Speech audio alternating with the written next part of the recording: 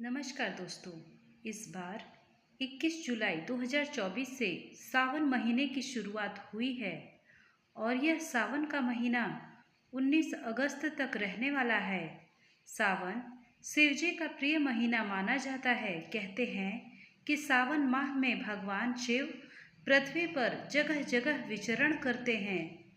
इसीलिए इस महीने में भगवान शंकर की विशेष पूजा का महत्व बताया गया है। कहा जाता है कि सावन महीने में जो भी भोलेनाथ की रम जम के विधि विधान से पूजा अर्चना करता है, उसकी मनोकामना भगवान शिव अवश्य पूरी करते हैं। इसीलिए देखने में आता है कि सावन महीने में शिवालयों में शिव भक्तों का तांता लगा रहता है। इस महीने में शिव भक्त रुद्राभिषेक भी जमकर कराते हैं। वहीं सावन महीने में भगवान भोलेनाथ की पूजा आराधना की जाती है तो जरूरी है ही, लेकिन इसके साथ ही इस महीने में कुछ ऐसी चीज़ें भी हैं जिनको घर लाना अवश्य चाहिए। मान्यता है कि इन चीज़ों को सावन के पवित्र महीने में घर में लाने से शुभ फलों की प्राप्ति होती है, भाग्य चमक उठता है, घर में सुख शांति आ जाती है, तरक्की के रास्ते खुल जाते हैं। आइए जानते हैं कि ऐसी वो खास चीज़ें कौन सी हैं जिन्हें सावन महीने में घर में लाना ही चाहिए। सबसे पहले बात करते हैं भगवान शिव की प्रिय चीज़ डमरू की।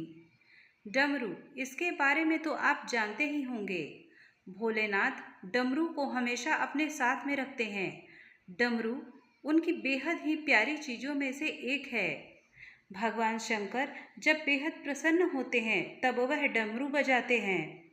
डमरू को संगीत व प्रसन्नता का प्रतीक माना जाता है, इसलिए सावन के महीने में आप डमरू खरीद लाएं और घर में इसे भगवान शिव के पास रख दें, इसकी पूजा करें और जब भी आप घर में पूजा आरती करें तो इसे बजाएं। ऐसा करना शुभ फलदायी होता है।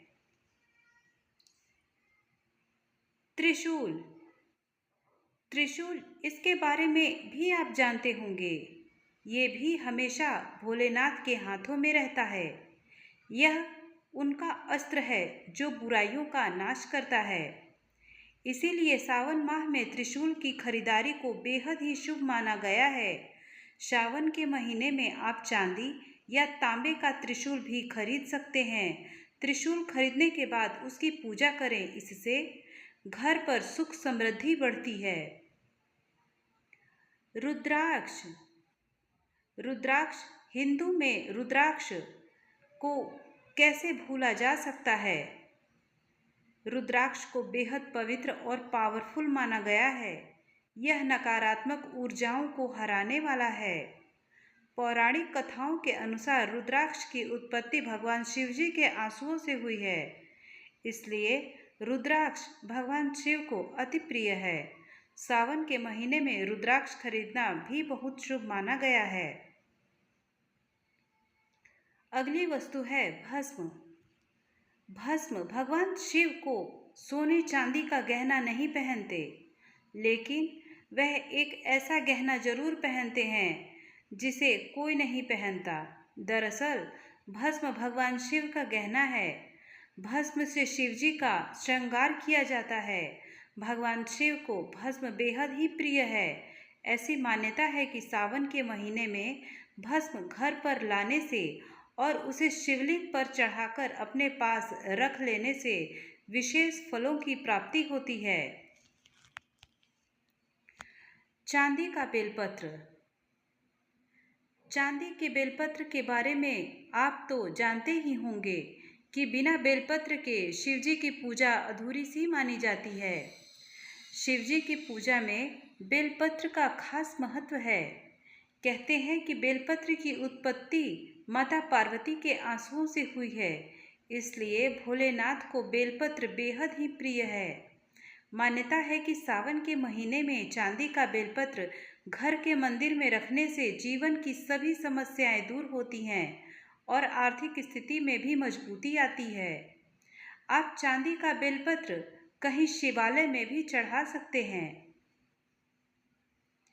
अगली वस्तु है नाग नागिन का जोड़ा। नाग नागिन के जोड़े को भगवान शिव का आभूषण माना जाता है। सावन में चांदी या तांबे का नाग नागिन का जोड़ा घर लाना बहुत ही शुभ होता है।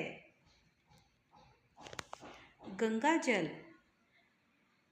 वैसे तो गंगा जल आपके घर में जरूर होगा, लेकिन अगर आप सावन के महीने में गंगा जल को अपने घर लाएंगे तो इसकी महिमा और ज़्यादा बढ़ जाएगी। भगवान शिव जी की जटाओं में माँ गंगा समाई हैं। गंगा जल भगवान शिव को प्रिय होता है और इससे उनका अभिषेक किया जाता है। बहुत ही शुभ होता है गंगा जल से अभिषेक करना। ये थी कुछ वस्तुएं जिन्हें आप इस सावन महीने में खरीद कर लाएं तो आपके जीवन में हमेशा शुभ ही शुभ होगा। अब आइए जानते हैं घर पर खुद कर रहे हैं पूजा तो कैसे करें। वैसे तो भोलेनाथ को कुछ नहीं चाहिए, उनको बस आपका प्रेम और भक्तिभाव ही चाहिए। भोलेनाथ सिर्फ एक लोटे जल से भी प्रसन्न हो जाते हैं, लेकिन शिवजी की शिवलिंग पर दूध, दही, घी, शक्कर और शहद से अभिषेक का खास महत्व माना गया है। शिवजी की पूजा में ये चीज़ें अवश्य अर्पित की जाती हैं, इसलिए सावन सोमवार के दिन सुबह जल्दी स्नान करके साफ कपड़े पहने। व्रत रख रहे हैं तो बहुत ही अच्छा है। आप जब घर में शिवजी की पूजा करने बैठें या मंदिर जाकर करें तो आप सबसे पहले ओम नमः शिवाय मंत्र का जाप करते हुए शिवलिंग पर गंगा जल चढ़ाएं। फिर भगवान शिव का जलाभिषेक करें।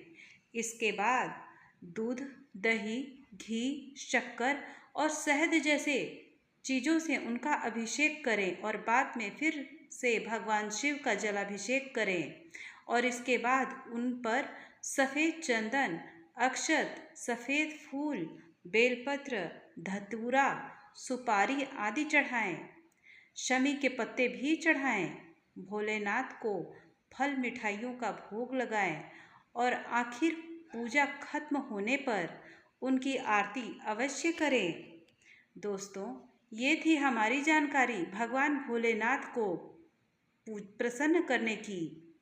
उम्मीद है हमारी दी गई जानकारी अगर आपको अच्छी लगी हो तो हमारे चैनल को लाइक और सब्सक्राइब अवश्य करें। साथ ही कमेंट बॉक्स में अपनी राय भी अवश्य दें। आपकी राय हमारे लिए बेहद ही महत्वपूर्ण है। धन्यवाद।